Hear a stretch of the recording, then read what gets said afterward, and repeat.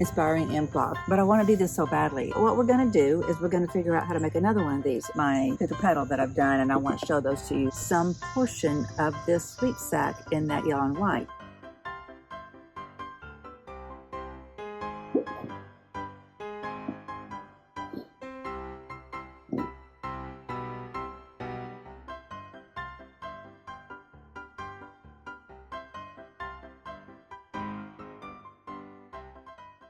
Welcome back. I am Dawn at the lake, and this is Lakeside Quiltmaking Arts. Welcome or welcome back. I am thrilled to be here myself. We had a little bit of a run of one, I don't know what to call it. I don't know what is socially acceptable that I could call it. I just kind of been through the ringer in the last few weeks. Had a surgery out of state, and it was on my neck to take out some screws that created some instabilities in these ribs. They would not stay in place. And as those were getting stabilized, I thought I was having rib problems down lower, but turned out to be shingles. So I'm day 16 with the shingles. Lesions are mostly healed and almost gone, but the nerve pain is still there. So I am modifying all of my daily activities. They have been modified, and it's affected this channel. So for those of you who have stuck with me, a heartfelt, big heartfelt thank you to you.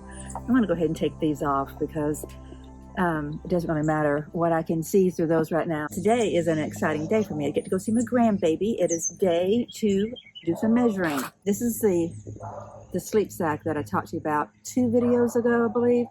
And initially, the armholes were really too small. And so I made her another one, and I was going to change out this armhole. So I cut it. Before the next baby comes along, I'll need to do some trim on this to get this one ready. I do love this little sleep sack. So much heart went into it. But now it's time to make a bigger one for baby because baby is growing. She is almost 12 months old, and think she's a toddler because she's like getting up from in the middle of the floor and walking. And it just, I don't know, my heart has all kinds of thoughts about that. It's like I'm thrilled for her and it's awesome, and then I'm like, oh my gosh, can we just go back to being that teeny tiny little thing that was just born and just so cuddly, and such a lovely stage. Okay, so she needs a bigger one, right? Ruby's very excited here, so she's distracting me. Need a bigger one because she's a tall girl, and I don't know if she'll always be tall, but she's growing fast. I grew fast and I'm not tall. It is not an indicator of future height. What we're going to do is we're going to figure out how to make another one of these. While I was sitting with the shingles, I sketched out a design for the next one. And because at first I was thinking, okay, should I do the Pick A Petal in a sleep sack? You know, just take that Pick A Petal because that's the quilt that I'm making for her. Should I take Jen Kingwell's Pick A Petal and some modification of that into the sleep sack? Or should I take those fabrics and put it into a sleep sack? And then I just kept on having thoughts. And that led me down a path to this book that I am enamored with. Inspiring Improv. What is this guy's name? Nicholas Ball. He has a treatment in here. I'm only going to show a little bit of it here for making circles. And that has just kind of stuck with me. You know, it's like sometimes you get a song in your head and it just repeats and repeats and repeats, and you just sing it all the time.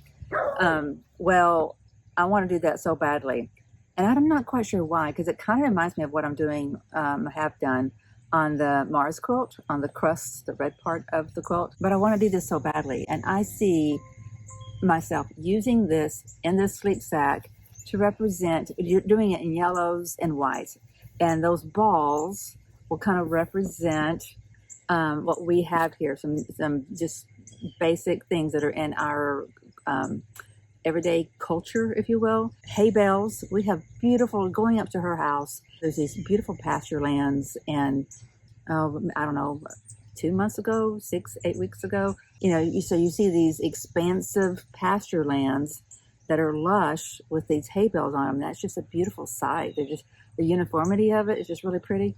And the other thing that we have here that's round, that is very signature of our culture, is cotton. You get just fields of cotton. So in my mind, hay bales, yellow, and cotton be white. So I want to do some portion of this sleep sack in that yellow and white. So Dawn, how do you make that happen? What makes that work? I drew out something, and I don't know how well you're going to be able to see it. I may have to draw it out better, but I'm going to show it to you, and then we can talk about it and expand on this idea more as we go along. And I have in my little box here the updates on my Pick A Petal that I've done, and I want to show those to you at the end of this video. But I'm going to make this video quick because I got to get up to see the grandbaby and get some measurements so I can get this next sleep sack started. Well, okay, so what I was thinking is in this bottom portion of this sleep sack, and I apologize that this is so messy. This is just scribbles. And like I said, I can understand my scribbles, and I don't think I'm going to take the time because I'm so limited on time and energy. So I don't think I'm going to take the time to make this prettier. So just bear with me. So this bottom portion, you know, this is created separately because you got a left side and a right side with a zipper in between. So this bottom portion, put by my yellow and white circles down here. And this, I guess I do need my glasses now because, you know, I do. I'm so excited about this sleep sack. All right, so over here on this side, see where we've got a little, well, you can see on top of this, I'm going to embroider a kind of like a wheat staff, but I'm also going to put cotton blossoms on it too. But that's on top once everything is done. What's going to go over here? What did I say was going to go over there?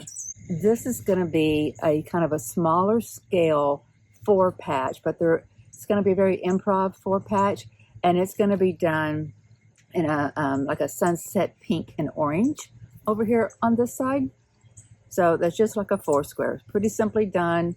That can come together quickly. I think this will come together pretty quickly too, because we're not talking about a king size quilt. We're talking about a baby sleep sack.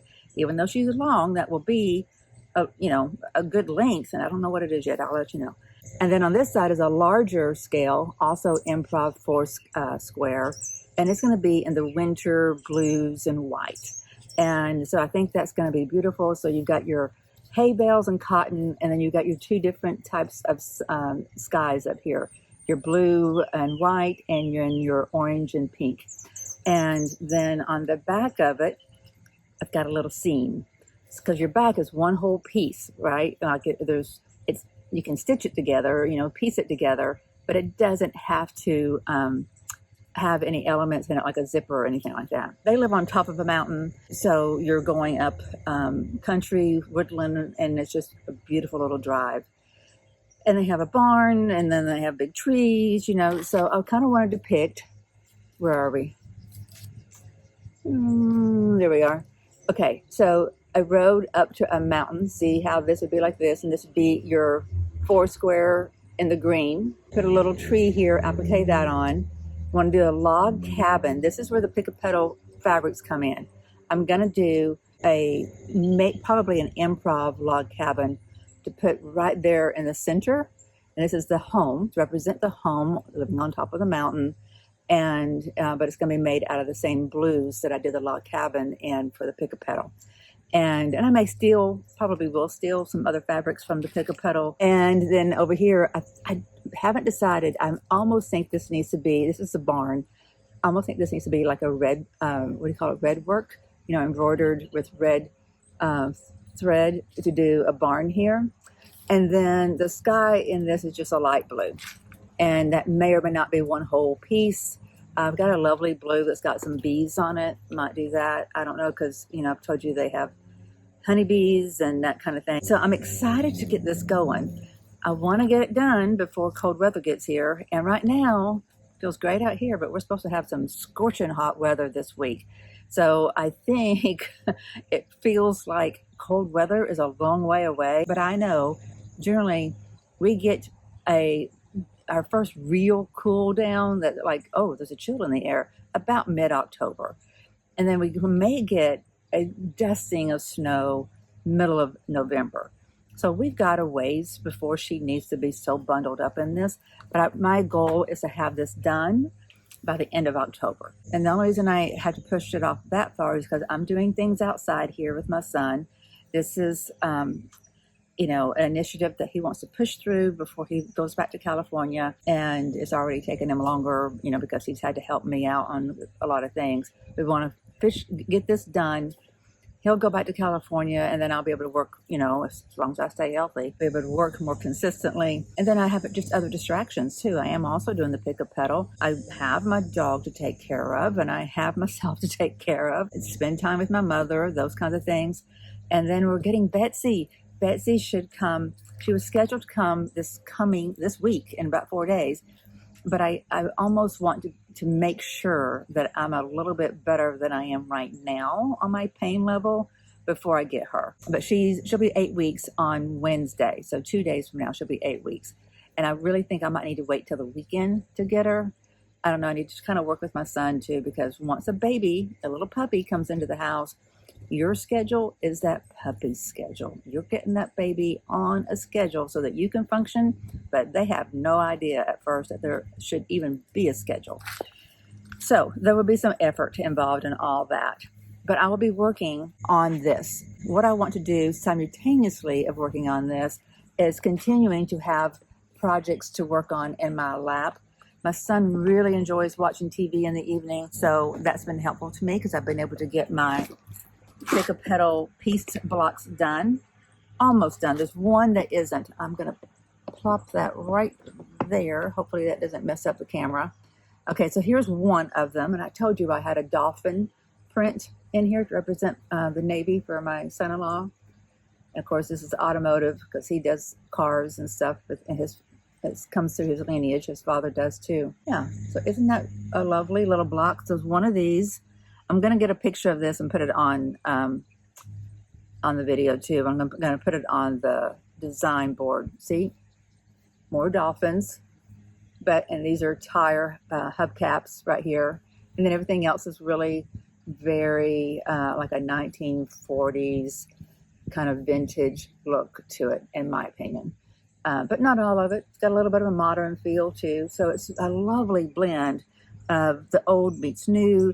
Two people to come together and, you know, making this beautiful child. And now she will live with this Pick A Petal blanket. Isn't that pretty? Oh my gosh. Okay, so this is the one I'm working on right now. I got one of these on.